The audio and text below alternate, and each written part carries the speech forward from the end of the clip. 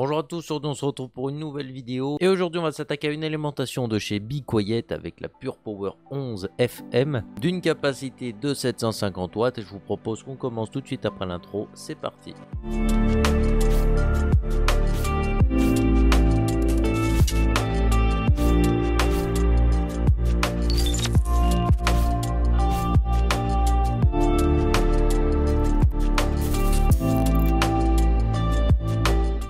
Comme je vous disais tout de suite avant l'intro, aujourd'hui c'est la première alimentation qu'on présente sur la chaîne et du coup ça m'a pris un peu de temps forcément de m'adapter à tout ça puisque c'est quelque chose de totalement nouveau, c'est un univers que j'aime particulièrement mais où je suis pas forcément très bon, donc il a fallu que je me renseigne sur certains trucs et que je fasse mes recherches pour savoir comment essayer tout ça. Aujourd'hui on va s'attaquer à une alimentation de chez Be Quiet et ça fait partie du matériel qu'ils m'ont envoyé pour la plateforme de test et du coup je les remercie très fortement puisque cette alimentation c'est eux qui me l'ont envoyé. Alors du coup, aujourd'hui on va se présenter la Pure Power 11 en version full modulaire. On a ici une gamme d'alimentation qui peut s'étendre de 350 watts jusqu'à 1000 watts actuellement. Donc c'est vraiment une gamme très large qui est classée comme du milieu de gamme 80 plus Gold. Honnêtement, il y en a pour tous les goûts puisque vous avez du semi-modulaire, du full modulaire et du non modulaire, ce qui va lui permettre une polyvalence de budget assez insolente. Et puis en plus de ça, vous avez une capacité de puissance qui va être quasiment infinie puisqu'elle vient de sortir en 850 watts et 1000 watts. Donc honnêtement, qui a besoin de 1000 watts actuellement? À part les mecs qui ont acheté la dernière RTX 3080 Ti et qui sont des gros pigeons. Donc auquel cas ils vont avoir du 80 plus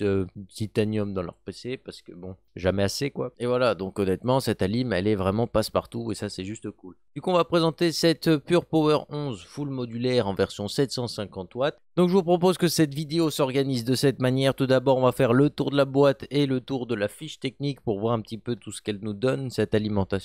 Donc tout ce qui est au niveau de la taille des câbles, du nombre de câbles, les rendements qui sont annoncés, les garanties que nous donne Be Quiet. Après on enchaînera directement avec le protocole de test. J'ai pas pu tout tester parce qu'une alimentation il faut vraiment énormément de matériel pour tout tester, donc voilà. Et puis du coup on aura les résultats des tests, le bilan sur cette alimentation. On finira par une partie plus technique où j'irai un peu plus loin parce que j'ai découvert pas mal de choses au niveau des alimentations en fouillant pour celle-là et du coup je voudrais en parler un petit peu pour ceux qui s'y intéressent un peu plus éventuellement. Donc on va commencer tout de suite avec tout ce qui est caractéristique. Donc comme je vous l'ai dit, cette alimentation elle va être full modulaire. Donc qu'est-ce que ça veut dire? Aucun câble n'est soudé directement à l'intérieur. On va pouvoir tous les enlever et mettre que ceux qui nous arrangent. Et ça c'est juste top parce que si vous voulez faire un câble management plutôt bien et que vous voulez pas vous prendre la tête avec tous ces fils, c'est juste super cool. Du coup cette alimentation on va avoir la possibilité de mettre quoi comme câble tant qu'on en parle. Donc déjà tous les câbles sont d'une longueur allant de 50 à 60 cm. Bon, ils sont pas extensibles, donc en gros c'est à dire que le plus court d'entre eux fera 50 cm et le plus court justement c'est les câbles de carte graphique et les câbles SATA. Et puis sinon on va avoir le plus long qui fait jusqu'à 60 cm et du coup c'est le CPU qui est censé être à l'opposé de l'alimentation dans la plupart des boîtiers. Donc on a quand même une logique qui est très présente dans la taille des câbles. Au niveau des câbles, du coup qu'est-ce qu'on retrouve? On va avoir un câble de carte mère. On ne pourra pas monter un boîtier à double PC dedans, donc, ou alors il faudra que vous mettiez deux alimentations par exemple. Après on va avoir deux connecteurs CPU 8 pins. Normalement avec deux 8 pins vous nourrissez tous les processeurs du marché, il n'y a pas trop de soucis à voir là-dessus. Maintenant ça se peut qu'il y ait peut-être un ou deux processeurs côté catégorie professionnelle qui consomment un peu plus, mais normalement vous êtes tranquille avec deux 8 pins. Et sinon niveau carte graphique, qu'est-ce que vous avez? Vous avez deux câbles avec sur chacun de ces câbles la possibilité de mettre jusqu'à 16 pins d'alimentation. Donc honnêtement vous êtes très bien. Vous êtes très bien, il y a vraiment de quoi mettre des très très grosses cartes graphiques. Il n'y a pas trop de soucis à avoir, surtout qu'avec 750 watts d'alimentation, vous êtes tranquille. Au niveau du stockage, vous aurez la possibilité d'avoir 3 câbles serial ATA. Ils vont avoir des dispositions un petit peu particulières. On va retrouver par exemple un câble avec 4 fiches SATA, puis un autre avec 2, puis un autre avec du Molex, du SATA. Donc voilà, ça change beaucoup, mais en gros, c'est à peu près cette répartition-là. Tout ce que vous devez savoir, c'est que avant que vous saturez toute cette partie de stockage, vous devez avoir un sacré NAS à la maison, quoi. Enfin, d'après moi, vous êtes largement tranquille avec ça. Au niveau des câbles, comment ils sont construits? On va avoir des câbles qui sont fins, donc on n'a pas de gainage particulier noir. On va juste avoir l'isolant du câble classique qui est noir, qui est plat, donc c'est plus facile pour le câble management. Vous pourrez pas mettre du câble mode sur ces câbles pour ceux qui se demandent, parce que tout simplement c'est un format particulier. D'ailleurs c'est ce que je reproche beaucoup aux alimentations full modulaires, c'est qu'au final chaque fabricant fait son format pour emboîter dessus, et du coup si tu veux un kit de câbles pour faire joli, c'est où tu achètes des extensions de câbles comme j'avais fait dans mon PC derrière, ou tu achètes des câbles complets de chez Câble Mode par exemple, mais à chaque type d'alimentation, il faut bien regarder parce que ça se peut que tu achètes des câbles qui se montreront même pas sur ton alim. Et si tu changes d'alim, il faut que tu ailles chez la même marque parce que ça se trouve, ils seront pas bons. Donc là, Bicoyet, ils font que la couleur noire, malheureusement. Déjà, ça aurait été bien de faire du noir et du blanc. Peut-être que ça va venir par la suite, je ne sais pas. J'ai tendance à critiquer vite, mais voilà, vous avez des boîtiers blancs, vous avez des boîtiers noirs, et ben ça aurait été bien d'avoir des câbles blancs, des câbles noirs. Et puis pourquoi pas commencer à proposer des câbles de couleur éventuellement, comme ça vous pouvez garder une partie du marché chez vous en proposant uniquement les câbles pour vos alimentations, clients qui viendront forcément chez vous, puisque la personnalisation dans les PC c'est un truc qui commence à venir plutôt violent quoi. Sinon au niveau du reste de l'alimentation, le bloc il fait 16 cm de long, puis les deux autres dimensions elles sont normalisées, donc ça va être 8,6 cm de haut par 15, et du coup on a 16 cm de long, c'est pas trop long, pas trop court, et honnêtement ça passe dans énormément de boîtiers sans trop de problèmes. Donc... Et on a une alimentation ici qui va être full active avec un ventilateur de 120 mm pour assurer un refroidissement constant, ce qui est une très bonne chose ici. Personnellement je trouve que c'est un gros avantage ici, surtout que le ventilateur est très silencieux. Quand on descend Bicoyet, on n'a pas trop de doute là-dessus. Donc cette alimentation elle va nous annoncer un rendement 80 plus gold. Bicoyet nous annonce jusqu'à 93,3% dans certains cas, donc voilà, c'est un truc qui est plutôt costaud quand même. Ça fait beaucoup déjà, 93,3%. On est plus proche du 80 plus platinum si c'est vraiment le cas que du 80 plus gold, mais on va voir que dans les tests c'est vraiment du gold et pas forcément du platinum. Et puis sinon au niveau de la garantie, Bicoyet nous propose 5 ans de garantie sur ce modèle, donc c'est plutôt cool. Ça fait déjà de quoi voir venir, puisque 5 ans c'est déjà pas mal pour une alim. Donc au niveau du protocole de test, par contre, qu'est-ce que j'ai testé et comment j'ai fait? Alors déjà j'ai testé le rendement, parce que c'est important de tester le rendement, c'est vraiment la plupart des choses que les gens vont regarder. Et puis j'ai essayé la stabilité des tensions sur le système pour voir comment se comportent les tensions en idle et en pleine charge. Alors pleine charge entre guillemets, puisque j'ai rien actuellement qui peut monter 750 watts dessus, et je savais pas trop comment faire pour monter en charge une alim parce que c'est la première alim que je teste du coup. Donc j'ai essayé 2-3 trucs, mais c'est pas forcément super concluant, donc il y a des chances que ce protocole change au fur et à mesure des tests de la chaîne. Donc ici, dans le cas actuel, j'ai testé, comme je vous ai dit, la stabilité de tension et le rendement. Comment j'ai fait tout ça? Déjà, il a fallu que j'arrive à monter suffisamment en charge l'alimentation pour que ça devienne intéressant. Donc déjà, j'ai overclocké le plus possible mon petit Ryzen, donc le Ryzen 5 3600. Qu'est-ce que j'ai fait?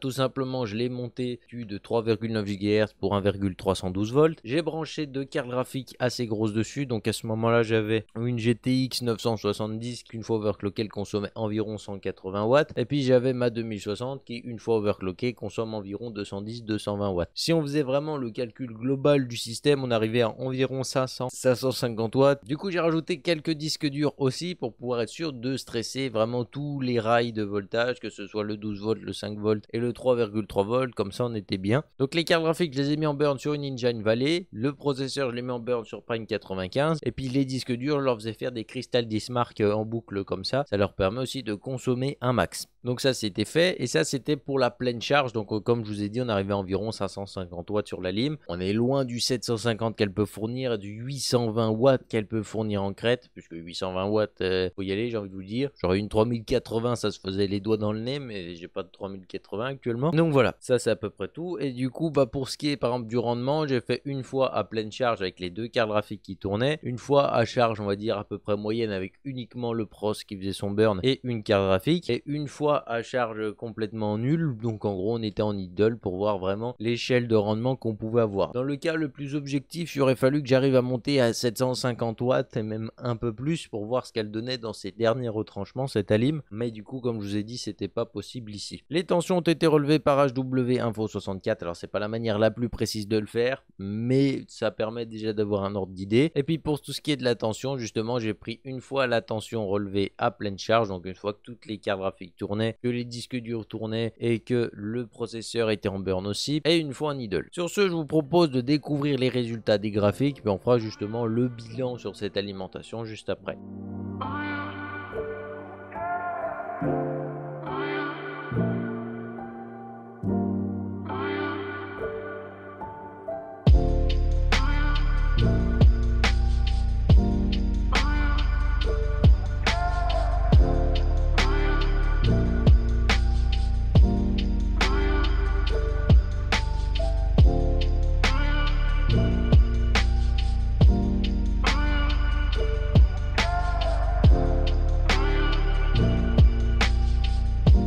comme vous l'avez vu sur les graphiques, cette alimentation, je l'ai comparée à une Corsair RM650. Alors l'avantage de la Corsair RM650, c'est que théoriquement, elle est mieux dans sa plage de rendement. C'est-à-dire que comme elle est que en 650 watts et pas en 750, on est très proche du 60-65% qui est recommandé pour les alimentations. Et du coup, elle a techniquement son rendement parfait à peu près. Et forcément, à pleine charge, ça va un petit peu se connaître. Sinon, qu'est-ce qu'on a remarqué? Franchement, cette alimentation, elle n'a pas à rougir hein, par rapport à la concurrence, on va dire. Voilà, c'est une bonne alimentation, la stabilité des tensions est là, on retrouve pas des trucs totalement absurdes. Ça, c'est bien qu'une alim arrive à se stabiliser comme ça, niveau rendement n'est pas trop mal. Surtout en rendement Needle, je m'attendais pas à ça, elle a vraiment mis une petite claque aux autres. Bon, sur la courbe, on voit pas bien, parce qu'honnêtement, je sais pas pourquoi Excel, il fait de la zub comme ça. Mais voilà, honnêtement, si vous regardez le tableau qui est juste en dessous du graphique, et on se retrouve avec des valeurs qui sont très intéressantes au niveau du rendement, même quand elle n'est pas dans sa plage de rendement optimale, et franchement c'est plutôt cool. Au niveau du silence, j'ai rien à reprocher, je l'ai jamais entendu de ma vie cette alim, donc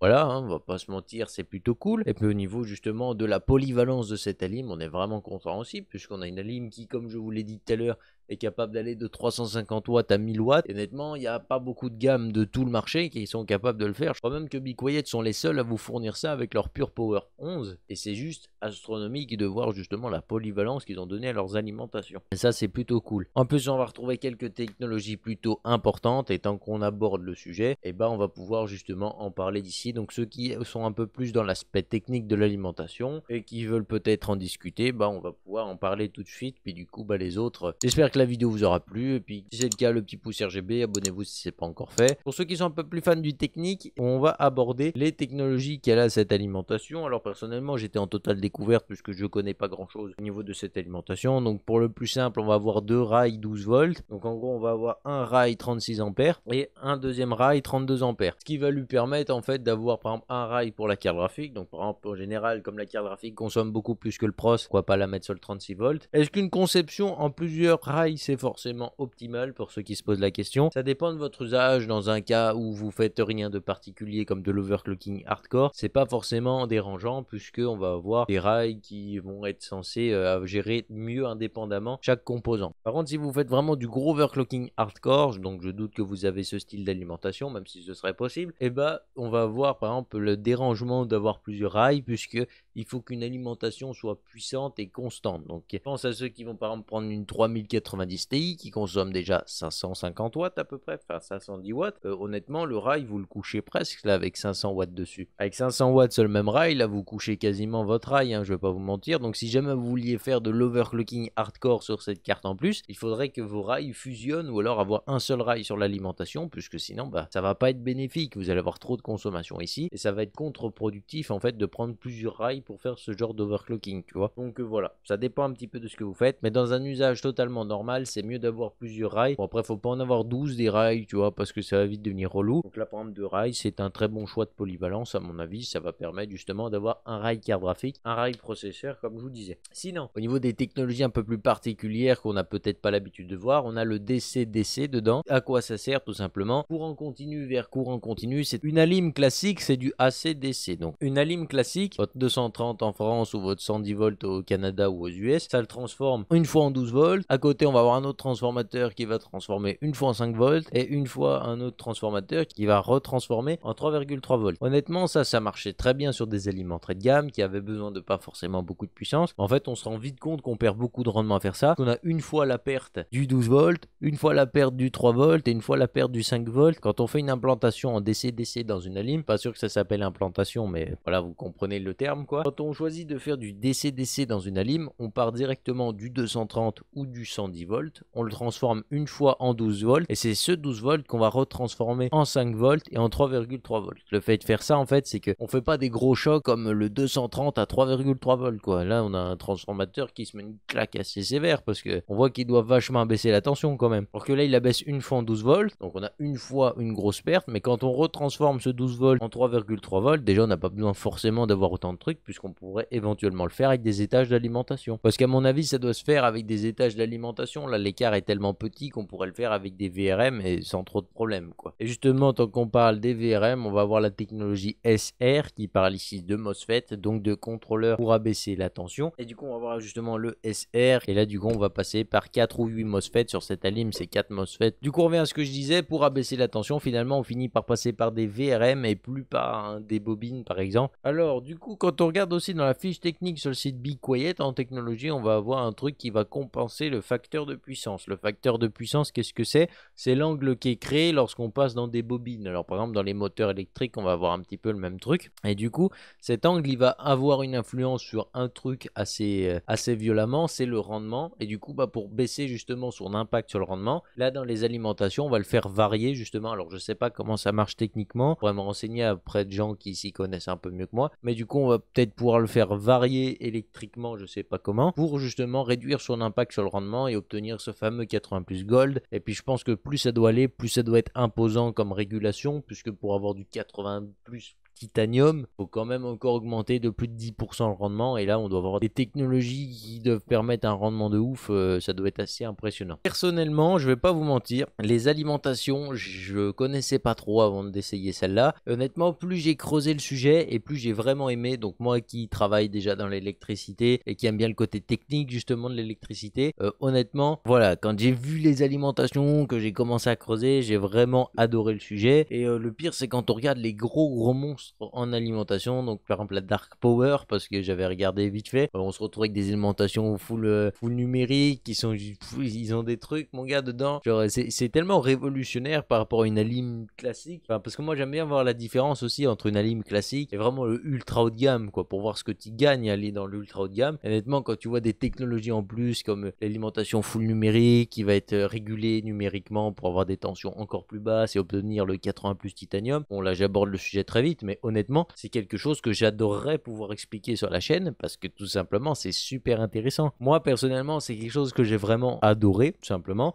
Donc je pense que dès que j'ai la possibilité de présenter d'autres alimentations sur la chaîne, je vais pas hésiter à le faire parce que c'est vraiment un sujet qui me passionne. Un composant qui finalement paraît tout con, mais au final quand on creuse c'est celui le plus costaud que vous avez dans le PC, quoi. Il se passe des trucs dedans qui sont assez incroyables et franchement moi ça me plaît beaucoup et j'aimerais vraiment devenir un testeur plus professionnel dans ce côté-là parce que pour l'instant je suis un rigolo, hein, on va pas se mentir. J'essaye de trucs dedans, mais voilà, dès que j'aurai le budget ou que j'aurai plus de compétences, je pense que testeur d'alim ça pourrait bien m'aller, tu vois. Donc sur ce, j'espère que cette vidéo vous a plu, j'espère que vous avez pas eu besoin de trop de Doliprane pour la partie technique que j'ai peut-être pas forcément bien expliqué. Moi-même des fois je me perds dans ce que je dis, c'est le temps d'acquérir la connaissance, on va dire. Et puis sur ce, si la vidéo vous a plu, n'hésitez pas à mettre le petit pouce RGB parce que ça fait toujours plaisir, à t'abonner si c'est pas encore fait parce que ça fait plaisir également. Puis sur ce, on se retrouve très bientôt pour une prochaine vidéo. Bye les gens.